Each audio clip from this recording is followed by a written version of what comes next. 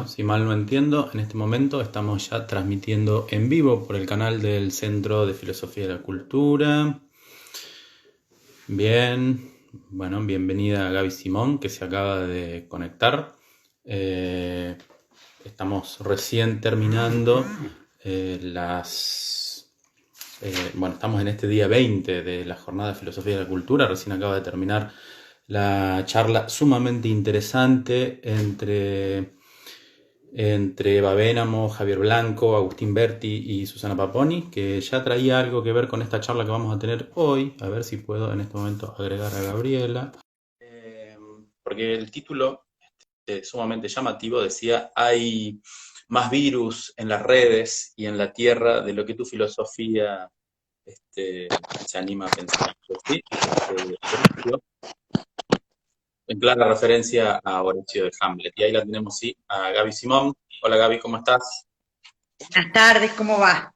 ¿Cómo va, Augusto, Emiliano? Emiliano, no Bien. se te ve bien, se te ve así, pero no se, el efecto visera, no sé, ahí está, poquito más, ¿Más? esta parte no se te ve, esta parte no se te ves más de acá, ahí está, perfecto, perfecto. Bueno, empezamos a Buenas tirar tardes. conceptos, Gaby. Efecto visera, ahí se va sumando gente. Qué grande Vir Zuleta en primera fila, y se sumó Sandra también. Nada, si querés vamos presentando un poco de qué se trata esta charla, Gaby. ¿Cómo Eh, no? Bien, en primer lugar, para los distraídos, estamos en la jornada de Filosofía de la Cultura, como recién decía. Estas jornadas que se desarrollan de forma absolutamente virtual en YouTube, en Instagram, en Facebook, etcétera, en ese espacio en el que hay más virus y también más fantasmas, quizás, de lo que la filosofía de Horacio se atreve a pensar. Eh, en particular, los martes viene habiendo una serie de un ciclo de charlas que en realidad tienen siempre de protagonista a Gabriela Simón, que es quien está hoy acá acompañándome. Gabriela es, acá tengo anotado para presentarla a Gaby, es profesora y licenciada en Letras por la Universidad Nacional de San Juan, y es doctora en semiótica por la Universidad Nacional de Córdoba, y además es una de las integrantes, de las primeras integrantes del Centro de Filosofía de la Cultura. Gaby lo que viene haciendo es traer una serie de textos que ya pasaron por este ciclo: Edipo, Antígona, texto de Pascal Quiñar.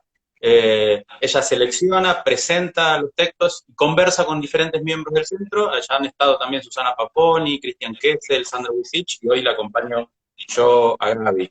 En particular hoy vamos a hablar de Espectros de Marx, con un Espectro de Marx, ese texto de Derrida publicado en 1995, con ese subtítulo tan llamativo, ¿no? El estado de la deuda, el trabajo del duelo y la nueva internacional.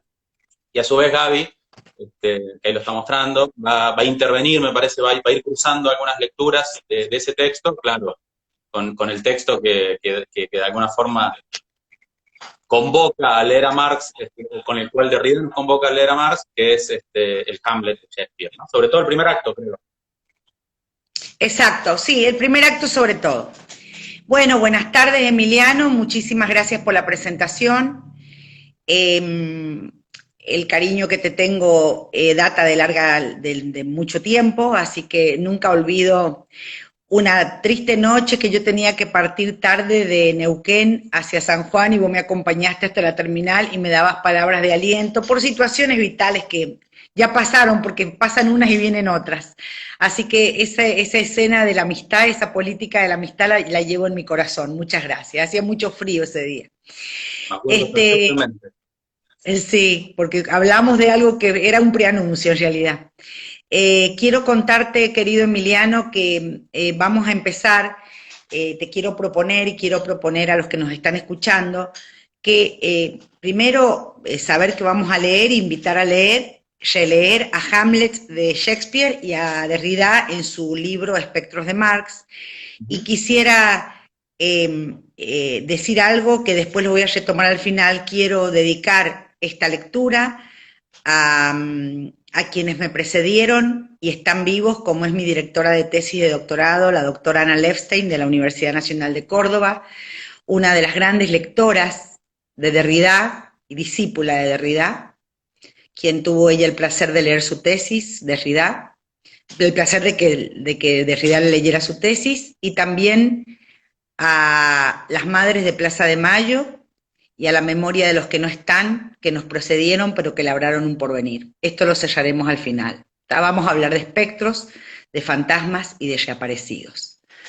En este contexto, Derrida va a tomar como pretexto y como punto de partida para dar esta conferencia, que después se publica como libro, Espectros de Marx, Hamlet, y sobre todo, y voy a contextualizar esto de la obra de Shakespeare, porque todos la hemos leído, la hemos visto, y si no es una invitación para hacerlo, en el primer acto, en el primer acto, bien digo, cuando nos enteramos al entrar a la obra como espectadores, /lectores, que a todo esto quiero decir algo ya, que me olvidé de decir los encuentros anteriores, nos queda el próximo encuentro que es el último. Soy una señora mayor, por eso no les hablo en lenguaje inclusivo, pero adhiero a él y me cuesta hablarlo, lo puedo escribir pero no hablar, pero conmigo está toda la solidaridad, suscripción al lenguaje inclusivo, que me cuesta, como digo, ponerlo en acto, pero que lo aprendo de a poco. Digo, entonces, entramos como lectoras, lectores,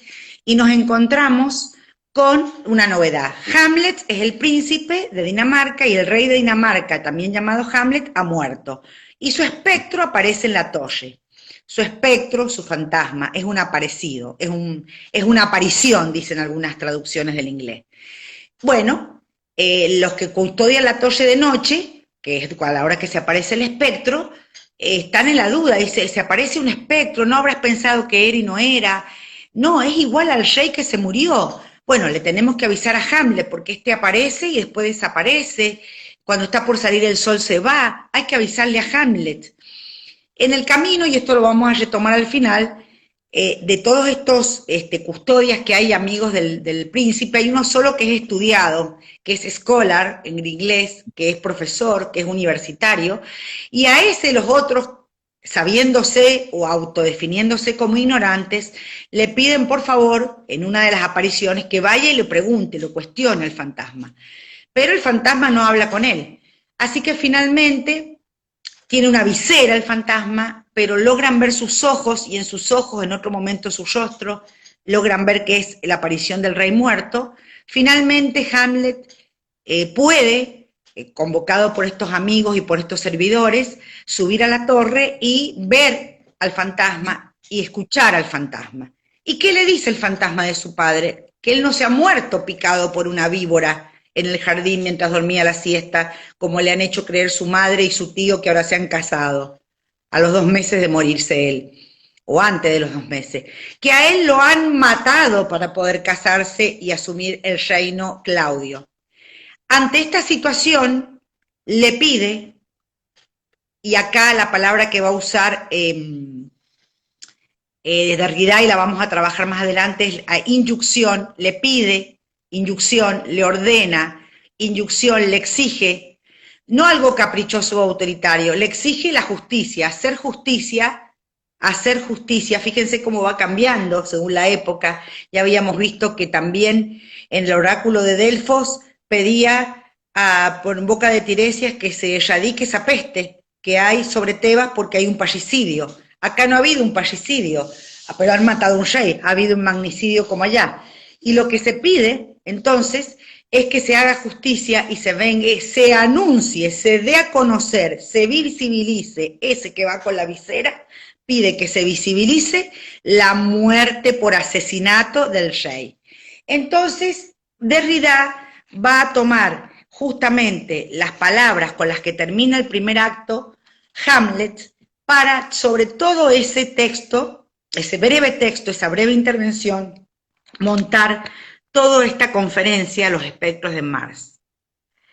Dice él, Hamlet al final, cuando el espectro les hace jurar sobre la espada de Hamlet, que van a vengar esa muerte en el sentido de hacer justicia con lo que yo he explicado, dice, así caballeros, dice Hamlet, Hamlet el príncipe, Hamlet el vivo, caballeros, me encomiendo a vosotros con todo mi cariño, a los otros 2 amigos que están presentes para que no cuenten nada. Y lo que pueda hacer un hombre tan pobre como yo, Hamlet, para expresaros ese cariño y amistad nos faltará. entremos juntos, y siempre el dedo en los labios, os lo ruego. El tiempo está desquiciado. The time is out of joint. El tiempo está desquiciado. Ah, condenada desgracia, haber nacido yo para enderezarlo. Pero vamos, vayamos juntos. Y un poco antes está la frase con la que Hamlet le contesta a Horacio, con la que los invitamos a ver grabado en YouTube, lo que la mesa recién de Blanco, de Eva, de Susana y del colega Berti, que se titulaba Ic e ubique, justamente aquí y en todas partes, y vamos a ver qué tiene sentido que sea aquí y en todas partes, hablando de las temporalidades y las especialidades, y tiene sentido haber elegido este texto hablando de las temporalidades. The time is out of joint. Entonces acá, después del juramento, le dice Hamlet a Horacio, porque Horacio está sorprendido, que él es scholar, dice, qué cosa extraña todo esto que está pasando. Entonces, si no lo entiendes, dale la bienvenida a un extranjero. Horacio, hay más cosas en el cielo y la tierra que cuanto se sueñan en nuestra filosofía. Y con esto se abre, desde Hamlet, desde Shakespeare, una crítica a un tiempo por venir. Que la que cree, que la que considera, que la que lee, que la que escucha nuestra filosofía. Hay muchas más cosas bajo el cielo y la tierra. En el cielo y en la tierra. Bueno, dicho esto de Hamlet, vamos a pasar ahora a Derrida. Nos vamos a poner al amparo de Derrida, que empieza su conferencia con este texto de Hamlet que leí, el anterior, The time is out of joint, y en algún momento de la conferencia dice, hay dos cosas que a él lo conmueven. Primero, el amor de Marx por Shakespeare. Él va al manifiesto, dice, después de muchos años he vuelto para esta conferencia al manifiesto comunista. Y dice Marx, y dice Derrida, y cuando estoy leyendo a Marx, recuerdo de nuevo cuánto amor que le tenía Marx a Shakespeare. Pero además dice, leo en el manifiesto comunista, por más que Marx no lo citaba tanto a Shakespeare, lo leo, ahí está Hamlet. Entonces, ahí está Shakespeare. Entonces dice él, algo asedia como el fantasma mi memoria, algo que no recordaba, que vuelve a mi memoria nuevamente, dice Derrida. El primer nombre del manifiesto, y en singular esta vez, es espectro. Un espectro asedia Europa, el espectro del comunismo. Un espectro asedia la torre en el reino de Dinamarca, y ese espectro es el rey muerto que pide justicia. Y Derrida, cuando lean el libro y en el exordio que ya va a hablar Emiliano, en este contexto está pidiendo justicia por un muerto concreto a quien le dedica su conferencia. Más adelante, interrumpo estoy leyendo párrafos, pero acá, perdón, sí, Emi, eso te quería pedir, si querías agregar algo. No, pensaba simplemente, te escuchaba y te aparecía, ¿no? El espectro de Hamlet padre, el espectro del rey, el espectro del comunismo, pero esos hay algo, la diferencia, ¿no? Entre el espectro como lo piensa Marx y el espectro, o los espectros como los piensa Derrida, de que inmediatamente empiezan a pulular los espectros ahí, ¿no? Porque ya podemos decir, primero que son los espectros de Marx, porque no habría nunca uno solo, ¿no? Los espectros del marxismo, a su vez, y a su vez, hoy podemos decir, o nosotros como lectores de Derrida, los espectros de Derrida, ¿no? Porque digo, cuando Derrida dice que se acerca a leer el manifiesto después de mucho tiempo y que se siente avergonzado, digo, esos son los espectros del propio Derrida, ¿no? Y también hablan de la temporalidad de ese texto, ¿no? Ese texto en el que Marx ha desaparecido, porque aparece, él dice, ¿no? Empiezo a leer esto en un contexto en el que Marx ha desaparecido, y por lo tanto retorna Marx, porque el fantasma siempre reaparece, ¿no? Según este principio bien derridiano, en el principio de la repetición, digo, la aparición es ya siempre una reaparición. Entonces, cuando Marx aparece, para que Marx aparezca es porque el contexto de Derrida es el de la desaparición de Marx, ¿no? Exactamente. exactamente. Y también porque todo lo que viene del pasado nos compromete con ese pasado para escucharlo, pero también para un porvenir. El porvenir de Hamlet es uno respecto a ese reino y que algo huele mal en Dinamarca. El porvenir de Marx, el que sueña Marx es otro, y el que después también desencanta Marx, en parte, y el que prefigura Derrida, y recién Susana, ante la anterior charla en Panera hablaba de Foucault, es esto quizá que hoy estamos viviendo, pero que ya se preanunciaba en los fines de los 80, los 90 en Europa, ya había otro fantasma. Y quien lo anunciaba, y acá está la discusión de este libro conmovedor de Derrida, era el pibe light, que le llamo yo, de Fukuyama. Bueno, voy a leer ahora, para seguir con el texto de Derrida y dejarlo hablar a él, algo que está en la página 21 y que tiene que ver con lo que yo empecé la charla como un chiste a Emiliano, el efecto visera. Recordemos que la aparición del Sheikh Hamlet en la torre es con una visera, y este juego de que no le pueden ver la cara a veces, y a veces sí, y a veces no, pero él siempre los ve, él siempre sabe quién es este fantasma, este espectro. Eso, la aparición, nos mira y nos ve no verla, incluso cuando está ahí. Una espectral disimetría interrumpe aquí toda especularidad. Desincroniza, nos remite a la anacronía. Llamaremos a esto el efecto visera. No vemos a quien nos mira, aunque en su fantasma el rey se parece a sí mismo, como a ti mismo tú te pareces, dice un personaje, Horacio. Esto no impide que mire sin ser visto. Su aparición le hace aparecer también invisible bajo la armadura. Algún otro espectral nos mira, nos sentimos mirado por él, fuera de toda sincronía, antes incluso y más allá de toda mirada por nuestra parte, conforme a una anterioridad que puede ser del orden de la generación, de más de una generación, y a una disimetría absolutas conforme a una desproporción absolutamente indominable. La anacronía dicta la ley. El efecto visera desde el que heredamos la ley es eso, el sentirnos vistos por una mirada con la que será siempre imposible cruzar la nuestra. Como no vemos a quien nos ve y dicta la ley y promulga la inyunción, una inyunción por parte contradictoria, como no vemos a quien ordena, jura, dice el texto de Shakespeare, jurad, dice el fantasma, no podemos identificarlo con certeza, estamos entregados a su voz. A quien dice, soy el espectro de tu padre, solo podemos creerle bajo la palabra. Y acá quiero decir dos cosas y darte la palabra a vos, querido Emi. Por un lado, esto con lo que cierra, ¿no? Soy el espectro de tu padre y solo podemos creerle. Yo creo ver un fantasma y este fantasma me dice que a mi padre lo ha asesinado mi tío y mi madre. Y yo elijo creerle o no, porque elijo, y ya vamos a ir más adelante, escuchar esa herencia o no.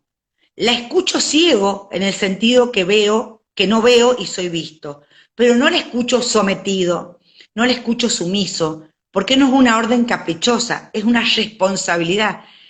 La inducción es una exigencia que me vuelve responsable de inaugurar cada presente, escuchando las voces que vienen y sabiendo que a los porvenir les debo este compromiso. No sé si querés decir algo con respecto a esto, Emi, que esta mañana, porque esta mañana tendríamos que haber grabado lo que hablábamos, y va a salir más lindo lo de esta mañana que lo de hoy, pero esta mañana tomábamos mate y hablábamos los dos solos. Contame, Emi, si querés decir algo. Un poco por ahí de vuelta a lo que hablábamos hoy a la mañana, ¿no? Que, o sea, que la inyunción, digamos, este término que de alguna forma también va a resonar de múltiples formas en el texto de Derrida, ¿no? Porque esa insunción tiene que ver con la disyunción del tiempo también, con ese tiempo que está disyunto, sin juntura, sin coyuntura, que está roto, ¿no? Y entonces me parece que ahí hay algo interesante de que por ahí una traducción más simple de insunción es la idea de orden, de exigencia, Y en realidad también esa injunción es un clamor, podemos decir, ¿no? Esa injunción, decíamos, vos recién lo decías, esa injunción es una exigencia de justicia, justamente porque el mundo está disyunto, ¿no? Porque el mundo está roto. Y el Exacto, fantasma, de alguna exacto. forma, el fantasma está ahí porque está roto, porque el tiempo está roto, porque el tiempo está fuera de Porque quicio, el ¿no? tiempo está desquiciado, exacto.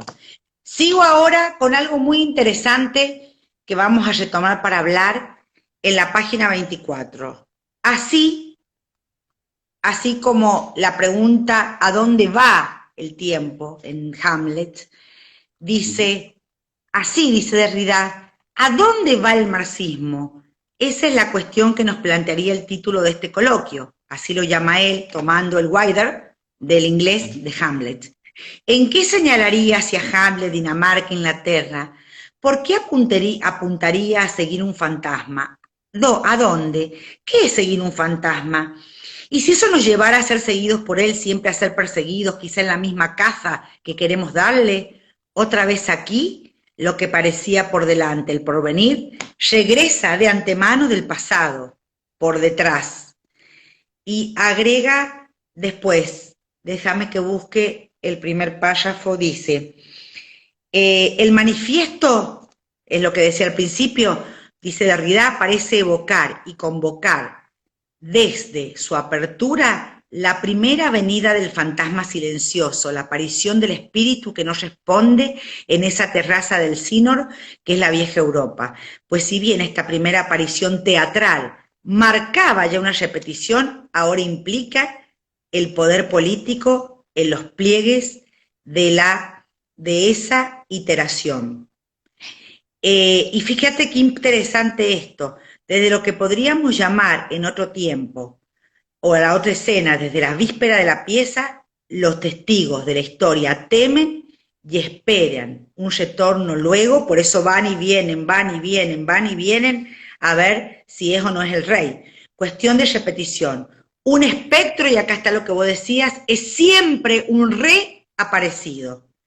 No se pueden controlar sus idas y venidas porque empieza por regresar. Bueno, eso, porque empieza por regresar. Es siempre un reaparecido. En este contexto, y ya vamos a dónde va el marxismo, déjame que vaya a otro párrafo y así unimos las dos cosas. En el medio, interrumpen Derrida con algo interesantísimo.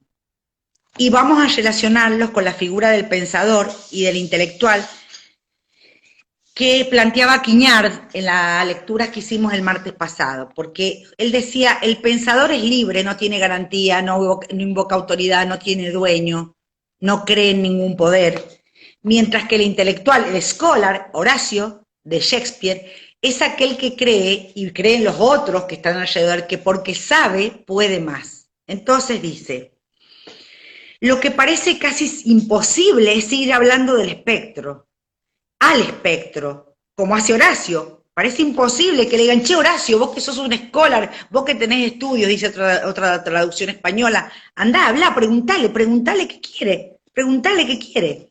Seguir hablando con él, sobre todo seguir haciendo hablar y dejando hablar a un espíritu. Y el asunto parece aún más difícil para un lector, un sabio, un experto, un profesor, un intérprete, en suma, para lo que Marcelo llama un scholar. Puede que para un espectador en general.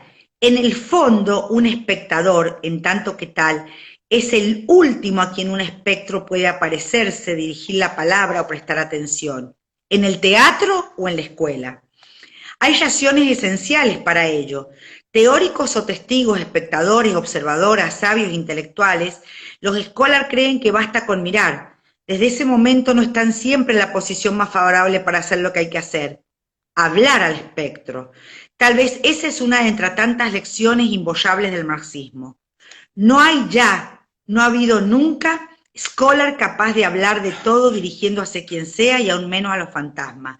No ha habido nunca un profesor, un universitario, un intelectual que verdaderamente y en tanto tal haya tenido nada que ver con el fantasma. Un scholar tradicional, por empezar, y esta ironía de Derrida es exquisita, no cree en los fantasmas.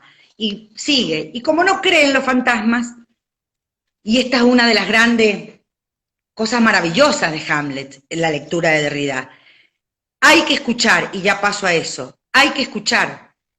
Si vos sos sabio y scholar, lo primero que te es dado es la escucha, no la palabra para interpelar.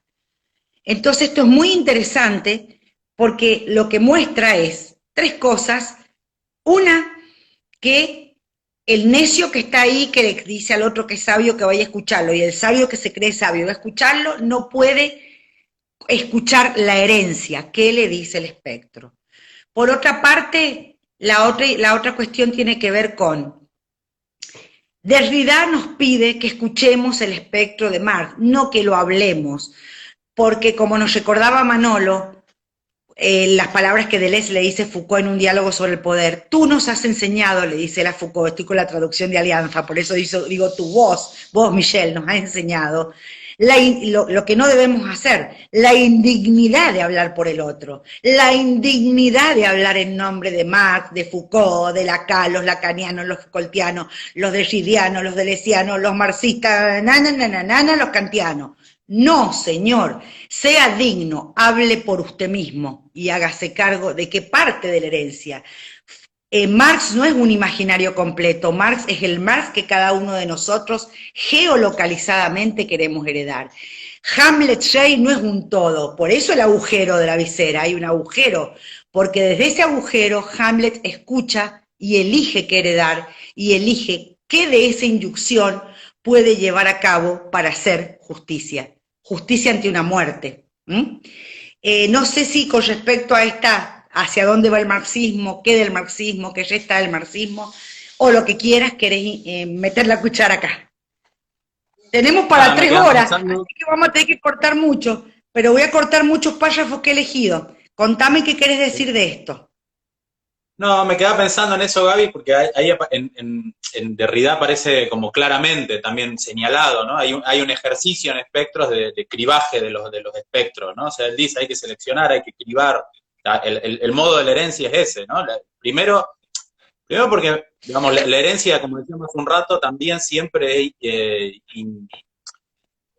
incalculable, diría Derrida, ¿no? Pero también, digo, siempre inclausurable, ¿no? La herencia, o sea, somos herederos, somos testigos, digo, y en esa misma condición también no la podemos clausurar, es como excesiva también esa herencia, y esa es la injunción, por lo tanto, digamos que de ese mundo disyunto, digo, y ahí Derrida se sirve de esa idea de Blanchot de que hay 3 discursos en Marx, ¿no? Del científico, justamente, que es el primero que en todo caso Derrida abandona, vamos a decir. Y si hay uno que es fuerte para Derrida es el discurso, el político, ¿no? Que no es ni el filosófico ni el científico, que es el político, que es el discurso de la inmediatez, el discurso político, el discurso de la justicia, ¿no? Me parece que ese es en todo caso, en ese cribaje, el discurso que va a seleccionar Derrida.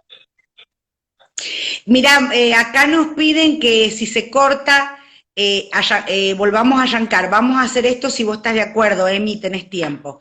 Cuando se corte, lo mismo vamos 5 o 10 minutos antes, vamos a ver por dónde vamos. No me voy a apurar, los invitamos a que se vuelvan a sumar, van a ser 10, 15 minutos más. No es que vamos a estar 1 hora más, pero me parece justo para hacerle justicia al texto de Derrida. No es que yo me crea Lady Gaga, es que Derrida lo merece.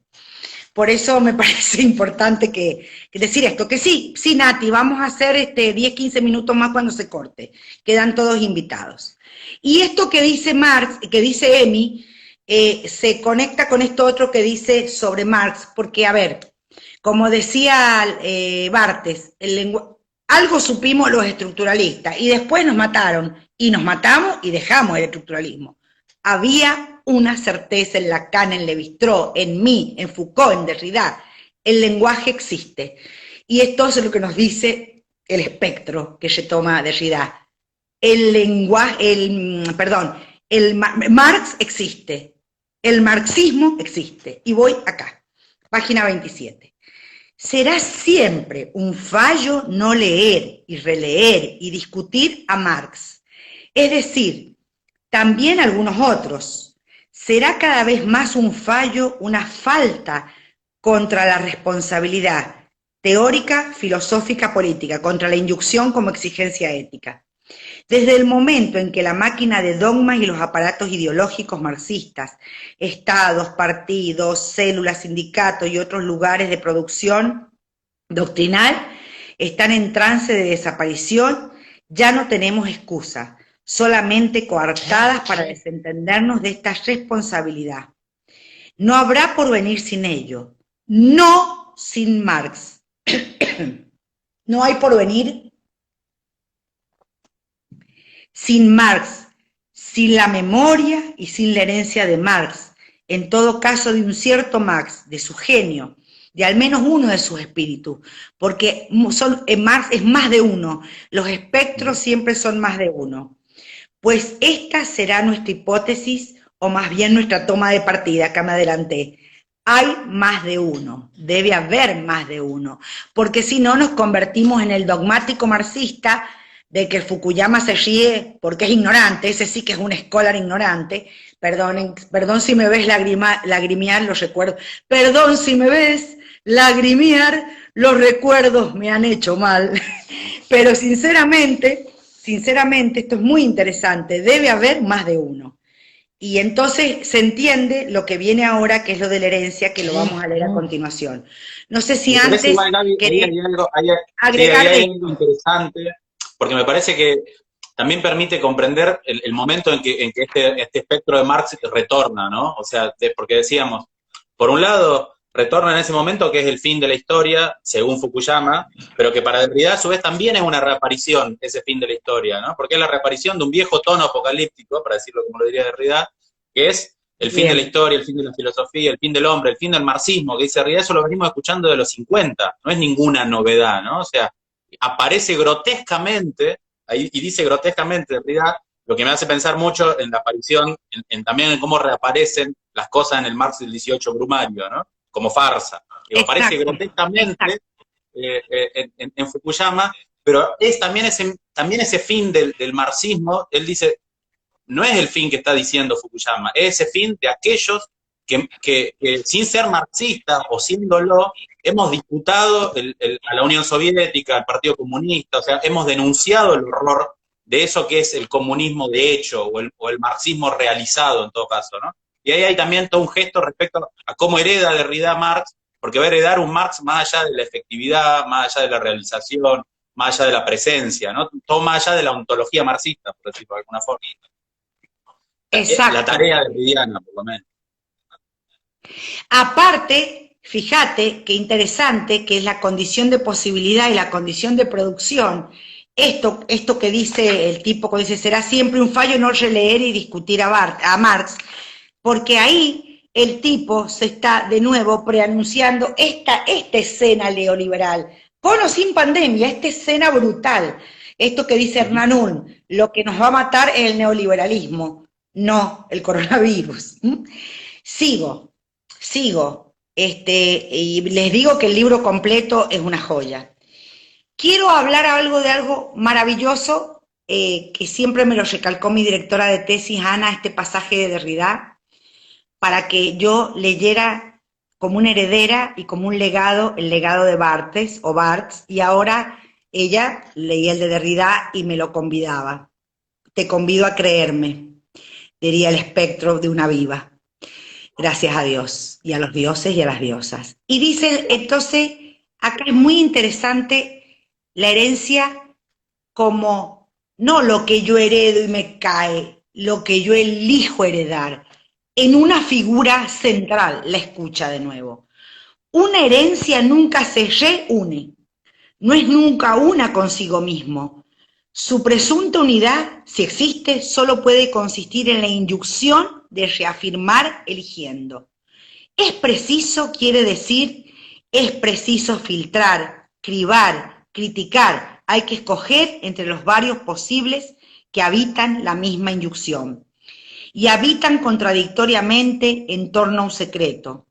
Si la legibilidad de un legado fuera dada, natural, transparente, unívoca, si no apelara y al mismo tiempo desafiara a la interpretación, a la escucha, aquel nunca podría ser heredado. El espectro nunca podría ser heredado. Se estaría afectado por él como por una causa natural, genética, se hereda, qué belleza esto, se hereda siempre de un secreto que dice, comilla, léeme, léeme. ¿Serás capaz de ello? La elección crítica reclamada por todas y afirmación de la herencia es también, como la memoria misma, la condición de finitud. Una herencia escribada es elegida y es finita. El infinito no hereda, no se hereda. La inyunción misma que dice siempre elige y decide dentro de aquello de lo que heredas, no puede ser una, sino dividiéndose, desgallándose, difiriendo ella misma, hablando a la vez varias veces, como ese espectro que aparece, y con varias voces. Por eso el fantasma es un reaparecido, reaparece cada vez en singular, cada vez y muchas veces, cada vez y con una voz distinta. ¿Mm? Esto es muy interesante sobre la herencia. Porque Incluso con una entonces, voz, incluso con una sí, voz perdón, distinta al mismo tiempo, ¿no? Porque es como el fantasma dice cosas contradictorias, como de hecho el fantasma en Hamlet también, ¿no? O sea, me parece que ese es el carácter. De hecho, ahí, justo a párrafo seguido de lo que vos estabas leyendo, viene esa idea de Blanchot de los tres discursos de Marx, ¿no? Que es como tres cosas que hablan al mismo tiempo en Marx y que son heterogéneas, están yuxtapuestas, dice Blanchot, pero son heterogéneas entre sí. No se trata ni de unificarlas, ni de ordenarlas, ¿no? Sino, en todo caso, de cribar, de elegir. exacto. Es así, es como vos lo decís, y por eso en la ambigüedad del texto ya de Hamlet, lo ves y no lo ves, tiene la cara de los ojos del rey, pero no, tiene el yelmo, el casco, no lo ves, la visera, no lo ves. El casco de motoquero. Dicho sea de paso, un paréntesis, a las 21:15, o sea, nos vamos a volver a conectar si se corta, pero a las 21:15 justamente está con Gonzalo Aguille, con Sandrone, con el Ex Máquina, y tenemos al Müller con el Máquina Hamlet, esa máquina Hamlet que escriba Müller en el 70 y pico, 77 creo que es, que lleva al teatro, al 79, es una máquina como dispositivo, el dispositivo Hamlet, que es interroga y se deja interrogar, y además desde el género, en el centro de una Inglaterra que preanuncia un tacherismo que ya está por llegar o ha llegado, ¿sí? Entonces, muy interesante también eso. Y las guerras intestinas. Lo que aquí, entonces ahora voy a trabajar para terminar, si es que nos da tiempo, y si no los esperamos después de un corte y una quebrada, pero no voy a cantar de nuevo. The time is out of joint. El tiempo está desquiciado. Veamos qué dice de esto, porque es lo que termina diciendo Hamlet después que habló con el espectro de su padre y le dio la inyunción. Andá y decí que me asesinaron y venga eso. Hace justicia. Lo que aquí se dice del tiempo, the time is out of joint, página 31, Emi, se dice del tiempo, vale también por consiguiente o por lo mismo para la historia, incluso aunque ésta pueda consistir en reparar en los efectos de coyuntura, y el mundo es eso, la disyunción temporal. The time is out of joint.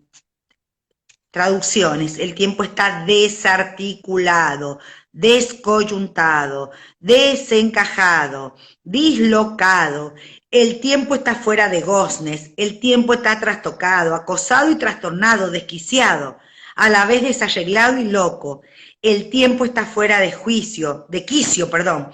El tiempo está deportado. Interesante ese desplazamiento espacial. El tiempo está deportado. Fuera de sí, desajustado.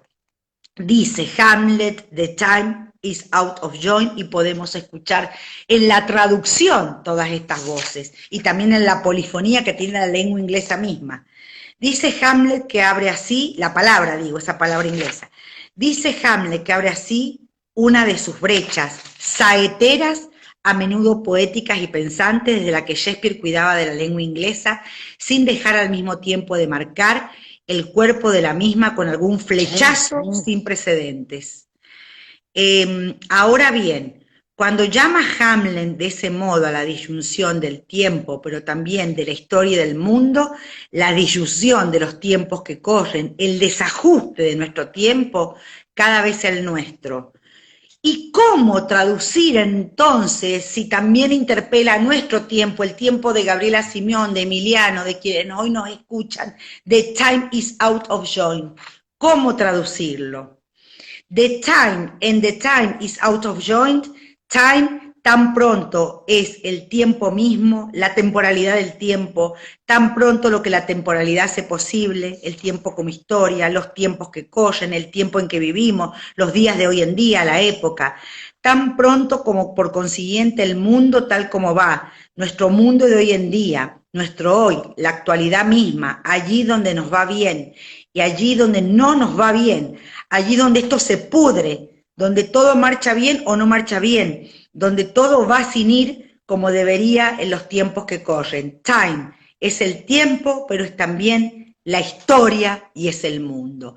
El mundo está desquiciado, la historia está fuera de goznes, el tiempo está desarticulado. Bueno, y para terminar, ¿cuánto nos falta para terminar esta sesión? A ver si tengo tiempo. No, estamos bien, llevamos 40 minutos. Nos quedan Perfecto. 20.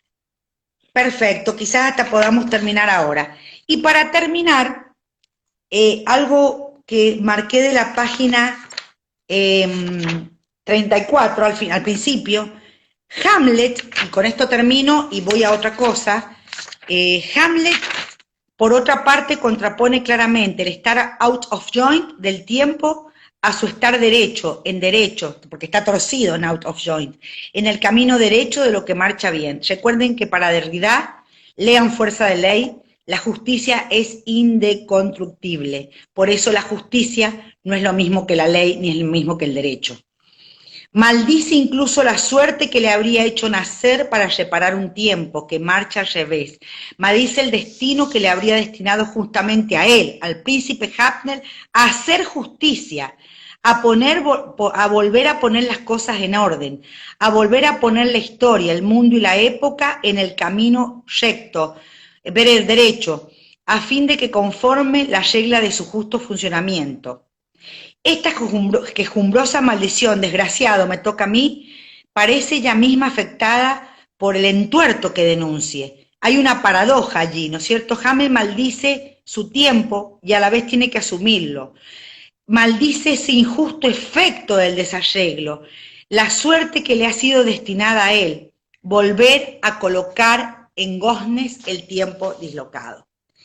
Y para terminar, y ahí te voy a dar la palabra, quiero cerrar todo y que vos retomes todo, quiero trabajar algo que Derrida dice en el exordio, que lo vas a trabajar vos, que es, ¿dónde empezábamos? A ver, si me dispongo, no, si me dispongo, ¿dónde? Página 12.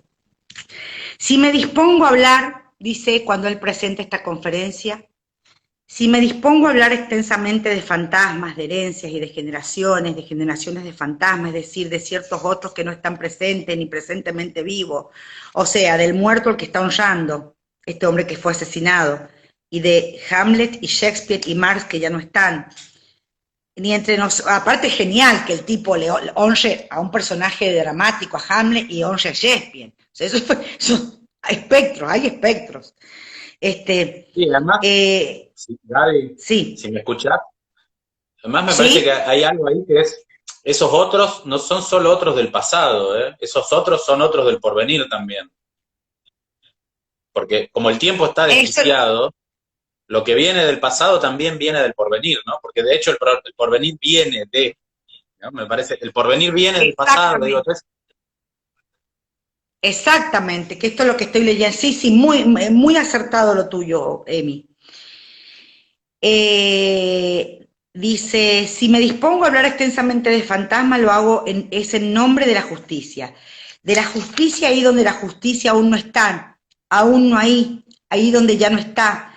Tendamos ahí donde ya no está presente y ahí donde nunca será, como tampoco lo será la ley reductible al derecho. Hay que hablar del fantasma, incluso al fantasma y con él, desde el momento en que ninguna ética, ninguna política, revolucionaria o no, parece posible, ni pensable, ni justa. Si no reconocemos como su principio el respeto por esos otros que no son ya, o por esos otros, ahí está Emi, que no están todavía y presentemente vivos, tantos se han muerto ya como si todavía no han nacido. Ninguna justicia parece posible o pensable sin un principio de responsabilidad más allá de todo presente vivo en aquello que desquicia al presente vivo ante los fantasmas de los que aún no han nacido o de los que han muerto ya, víctimas o no de guerras, de violencias políticas, nacionalistas, racistas, colonialistas, sexistas y de otro tipo. Con esto termino yo mi lectura del texto de Derrida y no sé a cuánto estamos, corazón, cuánto nos falta.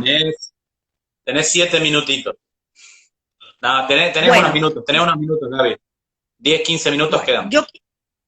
10, 15 minutos, sí, entonces me apuro, así también te doy la palabra. Quiero terminar esto porque cuando leí este texto la primera vez nunca creí que, a pesar de que uno sueña con sus muertos y habla con sus muertos y con las herencias que elige, y también prefigura a los que están por venir, nunca creí que iba a vivir esto y lo viví en la ex-ESMA, donde a cada paso, ex-ESMA, a cada paso, el Museo de la Memoria, el lugar de la memoria, el espacio de la memoria, estuve caminando y recorriendo lo que fueron las cárceles clandestinas, lo que fueron el ascensor taponeado, el subsuelo donde se los inyectaba para llevarlos a las y los detenidos por el terrorismo de Estado a los vuelos de la muerte, los sonidos con los que está ambientado el lugar. Salí muy conmovida porque sentí los espectros ese día. Acá tengo colgada el pañuelo de las Madres de Plaza de Mayo.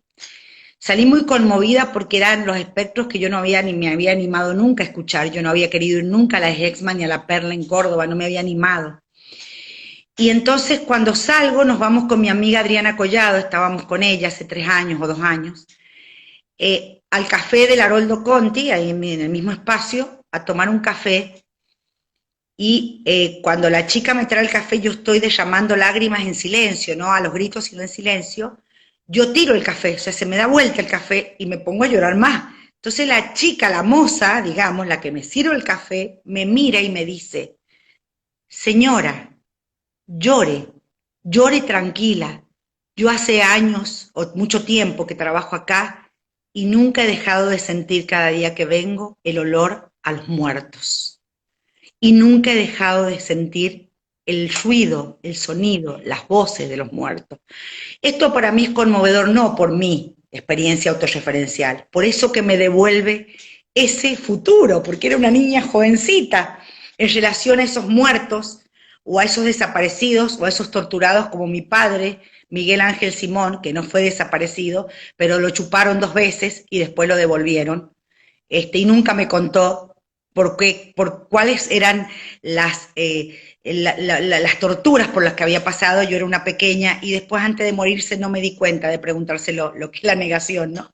No me di cuenta de preguntárselo, ahora me arrepiento. Pero también sé que él me preservó y me cuidó desde el amor. Y esa niña más joven que yo, y mi padre muerto, y la ESMA, y esos que ya no estaban, me devolvieron este texto en la espectralidad que nos urge pensar en la Argentina, toda vez que hasta hace muy poco tuvimos un presidente negacionista, que se pone a discutir con los derechos humanos si eran 30.000 o no, si desaparecieron o no, donde no hubo justicia, donde lo que hubo fue terrorismo de Estado, donde lo que hubo fue genocidio. Esos son los espectros que aún no nos interpelan. Nunca podremos ser interpelados como sociedad, todo eso sería una utopía, pero Espectros de Marx me lleva a esas otras voces políticas, de esos marxistas, en el sentido amplio, de esos soñadores, de esos luchadores, de esos batalladores, de distintas maneras y con distintos procedimientos, que habían escuchado una parte de la herencia, quizá no la que escucharíamos hoy nosotros, pero a ellos les rindo este tributo. Muchas gracias, Emiliano, y te dejo a vos con las palabras finales. Si querés, nada, después de lo que comentaste, simplemente voy a leer un pedacito del exordio de Derrida y me parece que va a hacer sentido. El aprender a vivir, si es que queda por hacer, es algo que no puede suceder sino entre vida y muerte. ni en la vida ni en la muerte solas. Lo que sucede entre dos, entre todos los dos que se quiera, como entre vida y muerte, siempre precisa, para mantenerse, de la intervención de algún fantasma. Entonces, habría que saber de espíritus, incluso sobre todo si eso, lo espectral, no es. Incluso y sobre todo si eso, que no es ni sustancia, ni esencia, ni existencia, no está nunca presente como tal. El tiempo del aprender a vivir, un tiempo sin presente rector, vendría a ser esto, y el exordio nos arrastra a esto. Aprender a vivir con los fantasmas, en la entrevista, la compañía o el aprendizaje, en el comercio sin comercio, con y de los fantasmas. A vivir de otra manera, y mejor, no mejor, más justamente, pero con ellos. No hay ser con el otro, no hay socius sin este con ahí, que hace el ser con en general más enigmático que nunca. Y ese ser con los espectros sería también, no solamente, pero sí también, una política de la memoria, de la herencia y de las generaciones. Nada que agregar porque aprender a vivir por fin es un imposible y a la vez una necesidad. Y entonces, si a vos te parece, sellamos, ya no va a hacer falta un segundo encuentro, acá podemos sellar, recordando dos cosas. La herencia es un secreto que dice, léeme, ¿serás capaz de ello? La niña que me sirve el café y me ve llorar y me dice, llore señora, hace años que piso este lugar y nunca dejé de sentir las voces de los muertos y el olor a muerto. Ella había escuchado y me invitaba a seguir escuchando. Muchas gracias, estoy muy emocionada, porque he unido esta tarde a Derrida, a mi querida amiga y directora Ana Levstein, a mi padre y a la memoria de mi padre, a la memoria de los 30.000 desaparecidos, a esas madres y a esas abuelas que han luchado y han querido mostrar que los espectros existían, aunque muchas veces no hemos podido como sociedad escucharlas, quererlas y caminar de su mano. Te quiero profundamente, te agradezco profundamente y por la memoria, la verdad y la justicia, por poder escuchar las herencias y los espectros. Muchas gracias. Muchísimas gracias a vos, Gaby, y me quedo con eso último, ¿sí? La herencia es una política y es una política del porvenir también. Gracias. Así es. Gracias a todos los que nos están escuchando. Estamos leyendo sus mensajes. Son mensajes hermosísimos todos. Existen, dice acá mi amiga Paula Arellano y su mamá Carolina Pinardi. Nuestros muertos existen y nuestros muertos quieren que cantemos, pero antes que cantemos quieren que escuchemos. Gracias a todos por los hermosos mensajes. Va a haber un momento en que ya, si Gonzalo me produce, Gonzalo Aguirre, vamos a estar seguidos por este canal cuando terminen las jornadas. Y ahora sí los invitamos a las 21:15 al diálogo con... Oh, gracias Elisa, gracias mi querida Elisa Palacio, gracias Julieta Loz. Decime Gonzalo por acá por el chat, por dónde van a estar para invitar a los que han venido, a los que se han sumado hoy, por dónde están. Ah, por Instagram. Por acá, por el Instagram del centro, va a estar Darío Sandrone y Gonzalo Aguirre conversando ex máquina. Tiene que ponerme ahí quién es el Hecho Pimienta, quién es el Hecho Pimienta, escríbame antes que se corte, porque el Hecho Pimienta nos acompaña siempre y es un espectro, porque no tiene nombre. Y yo la leo y no descifro el secreto. Que nos escriba quién es. Bueno, muchas gracias. La Belén, sos vos, mi reina. Escúchenme, el martes el último encuentro de las jornadas conmigo y voy a estar con Virginia Zuleta si las diosas y los dioses nos amparan. Y luego vamos a ver mi productor de lujo, el doctor Gonzalo Aguirre, me va a decir si este año sigo. Vengo del olor de los muertos, sí, la tesis de Belén es maravillosa, la vamos a comentar otro día. Bendiciones que recibimos de nuestros espectros, de nuestras espectras, de nuestros espectres y que nos llegan porque es nuestro compromiso con la vida, con esa vida que no se deja aprender a vivir y que tenemos que aprender a vivir para cerrar con tus palabras.